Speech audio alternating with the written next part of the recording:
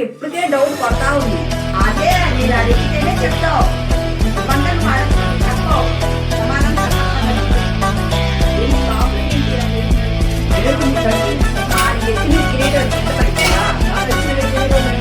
ముందే చెప్పుకొని జరుగుతున్నావు. గర్వం గర్వం వస్తాడు, అడ్డుగా నుంచి ఉంటున్నాడు, వెళ్తున్నాడు. వస్తున్నాడు, అడ్డుగా నుంచి ఉంటున్నాడు, వెళ్తున్నాడు.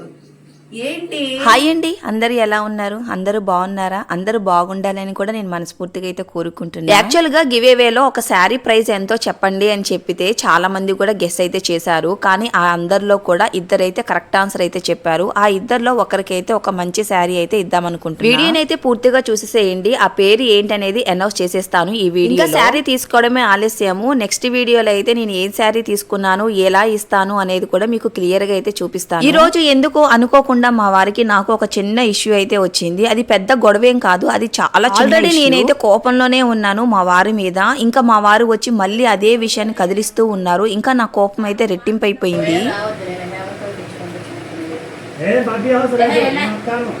ఒకసారి ఒక మాట మీద ఉన్నప్పుడు నేనేమన్నాను? ఏం చేయమంటావు? నువ్వు చెప్పింది చెయ్యంటున్నా. వెళ్ళిపో. అడిగితేనే చెప్తావా? నేను అనేది అదే, అడిగితేనే చెప్తావా? చెప్పలేదంటే అదే నేను అడిగితేనే చెప్తావు. నువ్వంతా నువ్వు అసలు చెప్పవు. సమాధానం చెప్పక్కర్లా నీకు. ఏం వంట చేయలేదు, మరి బాక్స్ ఇవ్వాలా వద్దా? మరి వంట చేసే నాకు పని ఉంది, నేను వెళ్ళిపోతాను విజయవాడ అని ఏదో చెప్పాలిగా. ఎప్పుడు నేను అడిగితేనే సమాధానం చెప్తావు. నేను అడగలేదని వెయిట్ చేస్తున్నావు. మార్నింగ్ లేచిన తర్వాత బాగానే ఉన్నాం. ఎందుకో తెలియదు, ఒకే ఒక్క చిన్న మాటకి చిన్న చిన్న ఇష్యూస్ వస్తూనే ఉంటాయి కదా. ఇంకా అది కామనే. నా చెయ్యి బ్యాంగిల్ అయితే ఒకటి చెల్లిపోయింది అనమాట.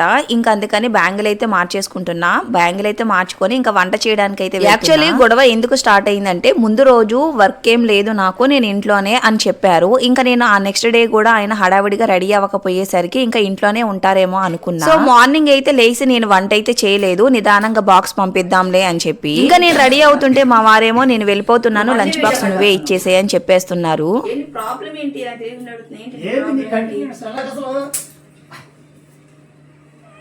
నోట్లో మాట నోట్లో పెట్టుకుంటే సరిపోదు. రోజు నీ పనికేళ్ళ రోజు నువ్వు అట్లా పెడుతున్నావు. దాన్ని పంపించేసాక నేను వెళ్ళేటప్పుడు నాకు ఇచ్చి పంపుతున్నావుగా. నువ్వు అలాగే నేను పంపించేసి ఉంటావా నేను అనుకుంటున్నాను. నిన్న నువ్వేమన్నావు? చేబ్రోల్లో పని అయిపోయింది అన్నావు. నిన్న అన్నావా లేదా? అవును, చేబ్రోల పని అయిపోయింది, నిన్న ఖాళీ అన్నావు. అని కాసేపు ఉండి నేను చిన్న పని ఎక్కడ చూసుకొని వస్తాను అన్నావు. ఇక్కడ అంటే నేను కిల్లా రోడ్లోనే ఎక్కడో పని ఉన్నట్టుంది, ఇక్కడ దిగుతున్నావు అని నాకు అర్థమైంది. ఇప్పటికే డౌట్ కొడతా ఉంది. ఒకవేళ వెళ్ళినా ఇక్కడికి వెళ్తాడు కదా, చేబ్రోలు కాదా అని నా బ్రెయిన్ లో ఉంది. అయినా నువ్వు నోరు తెచ్చి చెప్పాలిగా. చెప్పాలా వద్దా? ప్రతిసారి ఇంట్లో ఉంటావా, వెళ్తా నేను అడిగితేనే సమాధానం చెప్తావా? ఇప్పుడు నేను కుదరలో తీసుకెళ్తావు. నేను అడగకపోయినా నా బాధ్యత ప్రకారం నేను అడుగుతున్నా. కొన్నిసార్లు నేను అడగకపోయినా నువ్వు చెప్పాలి నాకు. చెప్తే ఏమైనా ప్రాబ్లమా? నీ నెత్తి మీద కిరీటం కింద పడిందా? కిరీటం లేదే తల్లి, ముందే పెట్టుకొని తిరుగుతున్నావు. గర్వం గర్వం పొగరు అయ్యే కిరీటం అవి కింద పడిపోతాయి కదా. నేను ఇచ్చుకుంటానే ఇల్లు, ఇంకెందుకు? నాకు టైం చాలా పట్టింది. మధ్యాహ్నానికి అయింది. సరే సాయంత్రానికి ఇచ్చి సరే అప్పుడు సాయంత్రం నువ్వు చూస్తావు. నేను అలా చేస్తాను. పనుందన్నావా ఎల్లు. ఈ డైలాగులు ఇందాక చెప్పలేదు మరి నాకు ఎందుకు కోపం తెప్పించు? వస్తాడు, అడ్డుగా నుంచి ఉంటున్నాడు, వెళ్తున్నాడు. వస్తున్నాడు, అడ్డుగా నుంచి ఉంటున్నాడు, వెళ్తున్నాడు. ఏంటి?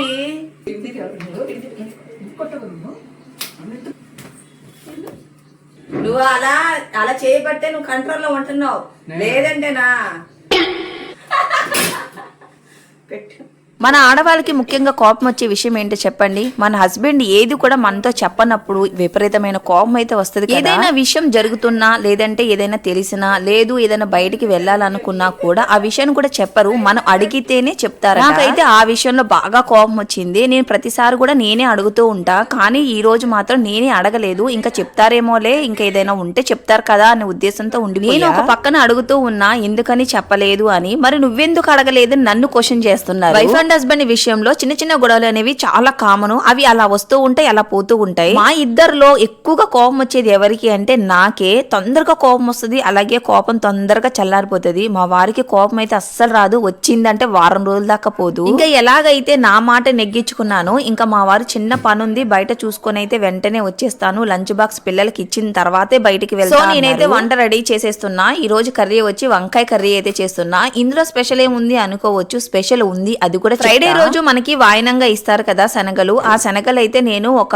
బాక్స్ లో పోసి పక్కనైతే పెట్టేసుకున్నాను. అవి చాలా మొలకలు వచ్చేసినాయి అనమాట, పెద్ద పెద్ద మొలకలు అయితే. లాస్ట్ ఇయర్ అయితే ఈ శనగలతోటి నేను వడలు కూడా వేసాను, కానీ ఈ ఇయర్ అయితే నేను స్పెషల్ గా ఏదైనా కర్రీ చేద్దాం అనుకున్నాను. అందుకే వంకాయలో అయితే ఇవి వేసి కర్రీ చేస్తున్నా. అది ఎలా చేస్తున్నాను కూడా మీకు చూపిస్తాను. ఇవేలో ఇద్దరు పేర్లు అయితే చూపిస్తాను అన్నాను కదా, ఈ స్క్రీన్ షాట్ మీకైతే పెడతాను. ఈ స్క్రీన్ షాట్ లో వాళ్ళిద్దరు పేర్లు ఉన్నాయి. ఇప్పటికైనా గెస్ చేయగలరా ఆ శారీ కాస్ట్ ఎంత అనేది? నేనే చెప్పేస్తాను. శారీ కాస్ట్ అయితే 3800. యాక్చువల్ గా అయితే ఈ శారీ కాస్ట్ అనేది ఎక్కువగానే ఉంటది, కానీ మేము నేత నేస్తారు కదా వాళ్ళ దగ్గర నుంచి డైరెక్ట్ గా కొనుక్కున్నాం అనమాట. అంటే మా వారు మంగళగిరి వెళ్ళినప్పుడు వాళ్ళ దగ్గర నుంచి అయితే ఈ శారీ కొనుక్కొచ్చు. అదే షాప్ లో అయితే దీని కాస్ట్ వచ్చి 5,000 to 6,000 అయితే కంపల్సరీ అయితే ఉంటుంది. ఈ శారీ కాస్ట్ ఫస్ట్ గెస్ట్ చేసింది మాత్రం షర్మిల ప్రీ ప్లేటింగ్ అని ఉంది కదా, వాళ్ళు ఫస్ట్ అయితే నాకు కామెంట్ చేశారు. నెక్స్ట్ అయితే సుధా అనే ఆవిడ అయితే కామెంట్ చేశారు 3800 అని. ఇంకా ఇద్దర్లో ఒకరికైతే శారీ ఇద్దాం అనుకుంటున్నా, అది కూడా ఫస్ట్ అయితే ఎవరు కామెంట్ చేశారో వారికైతే ఇద్దాం అనుకుంటున్నా. అందుకే షర్మిల ప్రీ ప్లేటింగ్ అనే వాళ్ళకైతే ఇస్తున్నా. ఇప్పుడు నాకు తెలియని విషయం ఏంటంటే వీళ్ళ అడ్రస్ కి నేను శారీ ఎలా పంపాలి అనేది క్వశ్చన్ మార్క్ అయిపోయింది. నాకు అస్సలు అర్థం కాదు. ఇంతకు ముందు వీడియోలో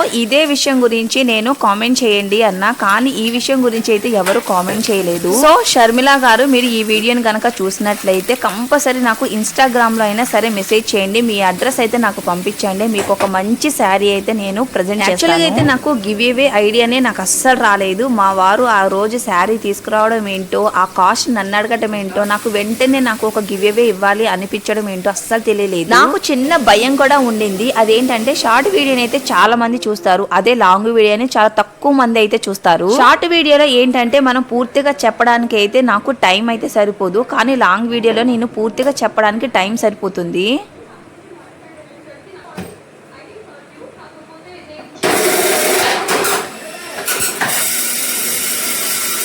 ఆ చిన్న భయం ఏంటంటే ఈ లాంగ్ వీడియోని నేను చెప్పిన పేర్లు వాళ్ళు చూస్తారా చూడరా, వాళ్ళు నాకు కామెంట్ చేస్తారా, లేదంటే ఇన్స్టాగ్రామ్ లో ఏమైనా మెసేజ్ చేస్తారా చేయరా అని ఒక చిన్న భయం అయితే ఉంది. మీరు నా విషయంలో ఏమైనా అనుకున్నా, లేదంటే గివ్ అవేకి సంబంధించిన ఏదైనా విషయాన్ని అడగాలన్నా కూడా కమెంట్ చేయండి, నేను కంపల్సరీ చూస్తాను, మీకు రిప్లై కూడా ఇస్తాను. మా ఇంట్లో మా చిన్న పాప అల్లరి టపాకాయ ఎప్పుడు తిప్పిందో కానీ జోసర్ది బటన్స్ అయితే తిప్పేసి, నేనేమో మిక్సీ స్విచ్ చేయకుండా జోసర్ స్విచ్ అయితే ఆన్ చేసి వెంటనే పటపట అని దాంట్లో అన్ని ఐటమ్స్ కూడా ఎగిరి కింద పడ్డా. ఒక నిమిషం అయితే భయం వేసింది, గుండె జారి చేతిలోకి వచ్చినంత పని అయింది. ఇంకా నాకు నేనే సర్ది చెప్పుకొని మళ్ళీ మిక్సీ అయితే వేసాను. మిక్సీలో ఏం వేసానో తెలిసింది కదా, అదే వాయినంలో ఇచ్చిన శనగలను అయితే వేసేసాను. అంటే వంకాయనైతే మగ్గబెట్టిన తర్వాత ఇవి కచ్చాపిచ్చగా వేసుకొని అది కూడా వంకాయలో యాడ్ చేసేసుకున్నాను. ఫస్ట్ అయితే కర్రీ టేస్ట్ ఎలా వస్తుందా అని కొంచెం భయం ఉండింది, కానీ చాలా బాగుంది. చాలా అంటే సూపర్ గా ఏం కాదు, నార్మల్ గా యావరేజ్. పిల్లలు ఉన్నారంటే వంకాయ కర్రీ అస్సలు ఇష్టపడరు కదా, కానీ వంకాయ కర్రీ తినే ఒక టెక్నిక్ అయితే ఉంది. ఏంటో తెలుసా, అందులో ముక్కలన్నీ తీసేసి బాక్స్ లో అన్నం కలిపేసి పెట్టి, ఇంకా అస్సలు తెలియదు అనమాట వాళ్ళకి, అది మామూలు కర్రీ ఏమో అనుకొని నార్మల్ గా తినేస్తారు. లంచ్ బాక్స్ మాత్రం సాయంత్రం వచ్చేటప్పుడు మొత్తం అన్నం తినేసే వస్తుంది అనమాట, ఖాళీ చేసే ఉంటది. నాకైతే డౌట్ వస్తూనే ఉంటది, ప్రతిరోజు అడుగుతూనే ఉంటాను, అంటే అన్నం తిన్నావా అని. నేను పూర్తిగా తినేసాను మమ్మీ అని చెప్తూ ఉంటది. నాకు ఎప్పుడు ఒకటే అనిపిస్తుంది,